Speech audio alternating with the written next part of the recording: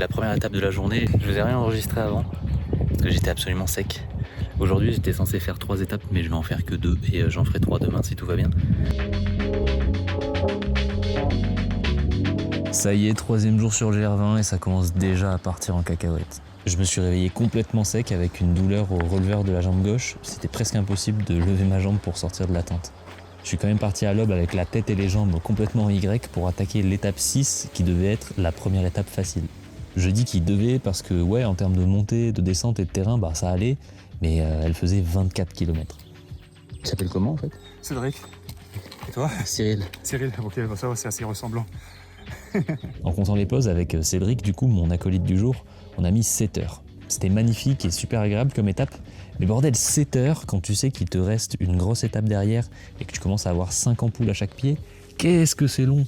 Mais attendez, parce que l'étape d'après, elle faisait que 10 km. 24 km, 7 heures, 10 km, bah presque 7 heures aussi en fait, hein, voilà. Dernière montée enneigée normalement, et après il y a peut-être une petite crête derrière un peu enneigée. Et je suis avec 2 compères rencontrés sur le trajet qui font la même étape aujourd'hui. On a déjà 30 km dans les pattes là. Ça fait mal. Il y avait de la neige, des cailloux, encore de la neige, de l'escalade, des montées et des descentes ultra raides. Franchement, on n'avançait absolument pas, c'était interminable. Voilà, fin du jour 3 et dans mon planning, j'avais prévu de faire une étape de plus, donc j'ai déjà une étape de retard. Je commence à voir flou. Au moins au refuge de Petra Piana, la vue était vraiment sublime, on avait droit à un bon repas et aussi à un DJ. Voilà, pourquoi pas. Bon app.